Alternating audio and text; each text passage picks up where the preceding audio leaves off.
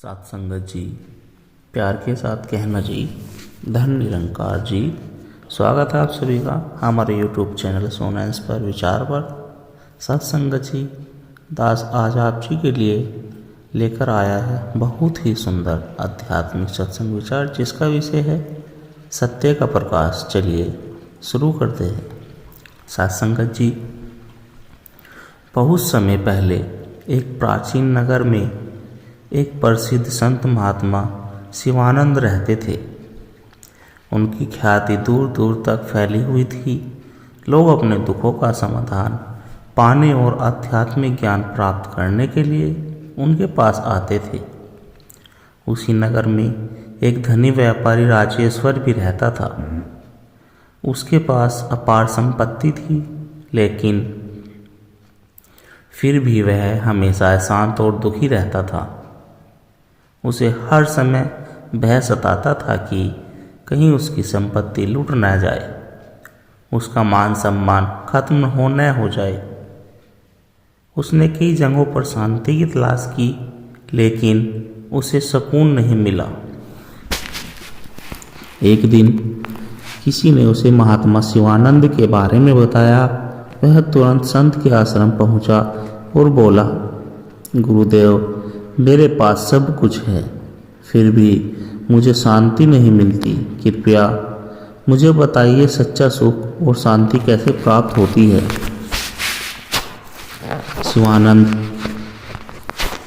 शिवानंद महाराज मुस्कुराए और बोले, वत्स, इसका उत्तर तुम्हें स्वयं खोजना होगा। मैं तुम्हें एक कार्य देता हूँ। पास के जंगल में एक साधु रहते हैं। तुम उनके पास जाओ और उनसे पूछो कि उन्होंने सच्ची शांति कैसे कमाई। राजेश्वर को यह सुनकर आश्चर्य हुआ, लेकिन वह साधु से मिलने के लिए निकल पड़ा। राजेश्वर जंगल में पहुंचा और देखा कि साधु एक कुटिया में रहते थे।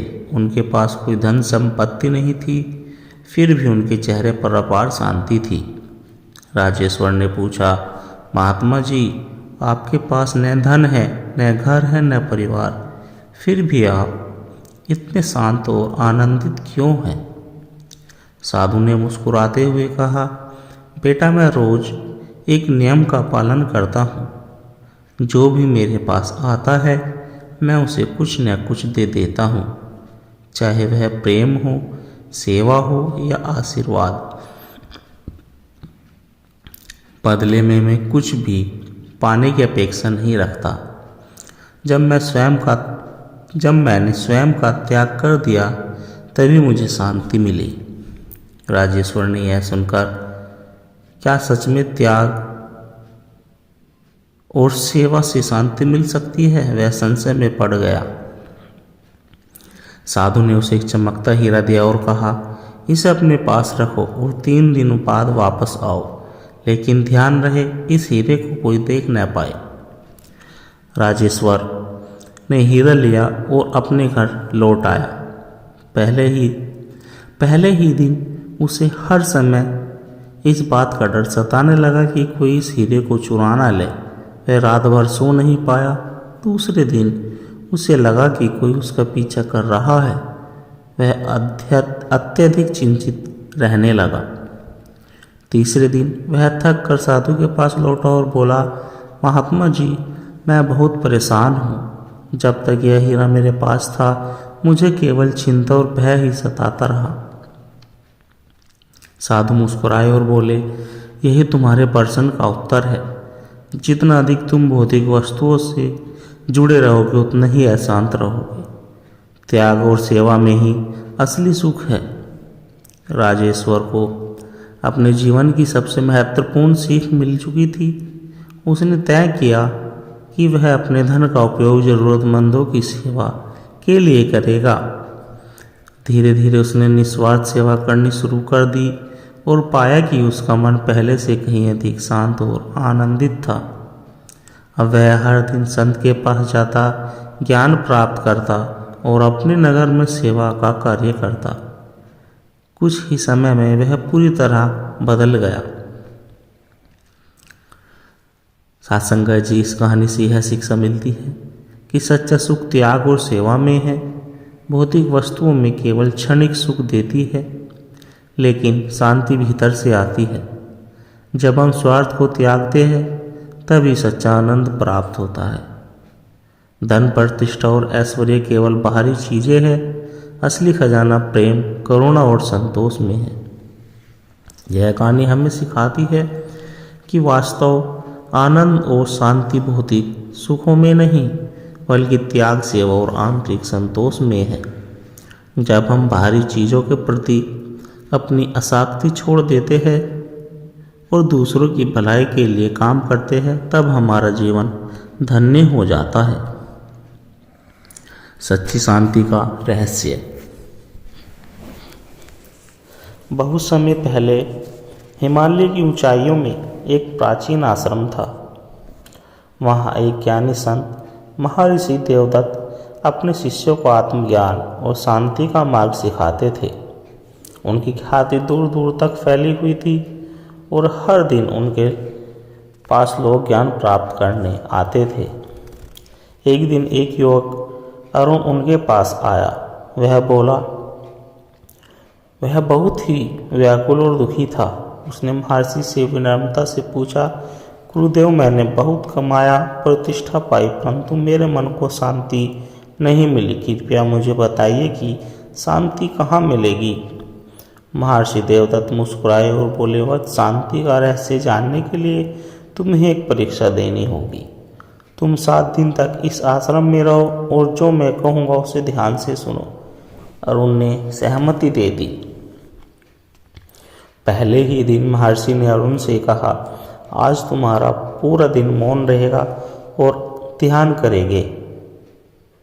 सिर्फ अपने भीतर झांकने का प्रयास करो।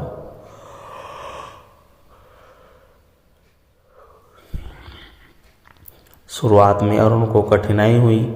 उसके मन में अनेक विचार आ रहे थे, लेकिन धीरे धीरे उसने महसूस किया कि उसका मन शांत हो रहा है। दूसरे दिन महर्षि ने उसे आश्रम के अन्य शिष्यों और जरूरतमंदों की सेवा करने के लिए कहा। अरुण ने बिना किसी स्वार्थ के दूसरों की मदद की और उसे पहली बार आनंद का अनुभव हुआ। तीसरे दिन महर्षि ने अरुण को एक नदी के किनारे भेजा और कहा, इस प्रवाह को देखो, यह निरंतर बढ़ती रहती है। जीवन भी ऐसे ही है, इसे रोका नहीं जा सकता। जब तुम प्रवाह के साथ चलना सीखोगे तभी शांति मिलेगी। अरुण ने नदी को ध्यान से देखा और समझ गया कि जीवन को जबरदस्ती नियंत्रित करने की कोशिश करने से ही अशांति उत्पन्न होती है। 7वें दिन महर्षि ने अरुण से कहा, तुम्हारे पास जो भी सबसे प्रिय वस्तु है उसे त्याग दो।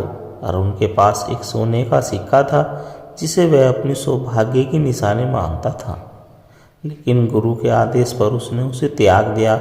आश्चर्यजनक रूप से उसने अपने भीतर एक अद्भुत हल्केपन और स्वतंत्रता का अनुभव किया।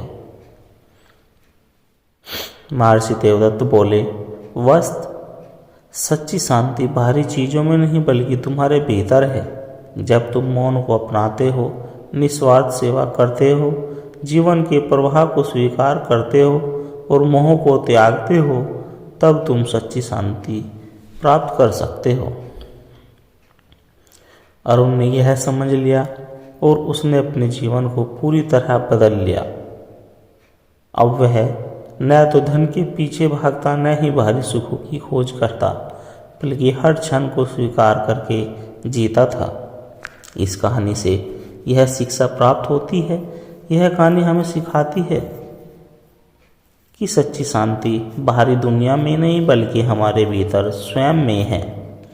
जब हम ध्यान, सेवा, स्वीकृति और त्याग को अपनाते हैं, तब हम वास्तविक शांति का अनुभव करते हैं। सत्संग जी आत्मज्ञान और शांति का मार्ग। सत्संग का अर्थ है सत्य का संग। जब हम सच्चे ज्ञान, आत्मिक शांति और ईश्वरीय प्रेम से जुड़ते हैं, तो हमारा जीवन रूपांतरित हो जाता है। जीवन में हर कोई सुख, शांति और प्रेम की खोज में भटकता रहता है, लेकिन असली शांति बाहरी चीज़ों में नहीं बल्कि हमारे भीतर छुपी होती है।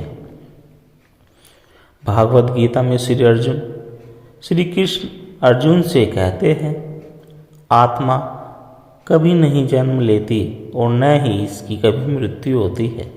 हम शरीर नहीं हैं, हम आत्मा हैं। जब तक हम इस रहस्य को नहीं समझते तब तक हमारा मन मोह, अहंकार और भौतिक सुखों की दौड़ में उलझा रहता है। हमें शरीर नहीं बल्कि आत्मा की उन्नति पर ध्यान देना चाहिए। आत्मा अमर है, इसे कोई नष्ट नहीं कर सकता। जब हम आत्मा के ज्ञान को समझ लेते हैं तब संसार के दुख हमें प्रभावित नहीं करते। मनुष्य का सबसे बड़ा शत्रु उसका अशांत मन है। यदि मन को नियंत्रित कर लिया जाए तो जीवन में सुख और शांति अपने आप आ जाते हैं। उदाहरण के लिए एक राजा था जिसे हर समय चिंता रहती थी। एक संत ने उसे कहा, राजन, यदि तुम सच्ची शांति चाहते हो तो बस एक बार नियम का पालन करो, जब तक आवश्यक न हो सोचो मत। राजा ने इस पर अभ्यास किया और पाया कि जब वह बेवजह की चिंताओं को छोड़ देता था तो उसका मन हल्का और प्रसन्न हो जाता था। मन को साधने के लिए ध्यान और सत्संग आवश्यक है। अनावश्यक चिंताओं से बचे, क्योंकि अधिक सोचने से दुख बढ़ता है। वर्तमान क्षण में जीना सीखे, यही सच्चा आनंद है। भगवान श्री राम, श्री कृष्ण और सभी महान संतों ने प्रेम और सेवा का संदेश दिया है। जब हम सेवा करते हैं तो हमारा अहंकार नष्ट होता है और आत्मा की शांति और आत्मा को शक्ति प्रकट होती है। दूसरों की निस्वार्थ सेवा करें, इससे आत्मिक संतोष प्राप्त होता है। अपने परिवार, समाज और प्रकृति के प्रति प्रेम भाव रखें। सच्चा धर्म सेवा और करुणा में न कि केवल कर्म कांड में है। सभी ग्रंथों में कहा गया है कि जब तक हम अपने अहंकार को नहीं छोड़ते और अपने आप को ईश्वर को समर्पित नहीं करते तब तक हमें शांति नहीं मिल सकती। भगवान श्री कृष्ण कहते हैं, सभी धर्मों को छोड़कर बस मेरी शरण में आ जाओ, मैं तुम्हें समस्त पापों से मुक्त कर दूंगा। साथ संगत जी, ईश्वर में पूर्ण विश्वास और समर्पण ही आध्यात्मिक उन्नति का मार्ग है। हमें अपनी समस्याओं को ईश्वर पर छोड़ना चाहिए, धैर्य और श्रद्धा के साथ आगे बढ़ना चाहिए। जब हम समर्पण की भावना अपनाते हैं तो हमारे भीतर से भय और तनाव समाप्त हो जाता है। मनुष्य हमेशा अधिक पाने की लालसा में दुखी रहता है, लेकिन जिसने संतोष अपना लिया वह सबसे बड़ा धनी है। उदाहरण के लिए एक संत के पास बहुत से लोग आते थे। एक दिन एक व्यक्ति ने पूछा, गुरुदेव, आपके पास कुछ भी नहीं है, फिर भी आप इतने प्रसन्न रहते हैं। संत मुस्कुराए और बोले, मैंने अपनी इच्छाओं को त्याग कर दिया है, इसलिए मैं सबसे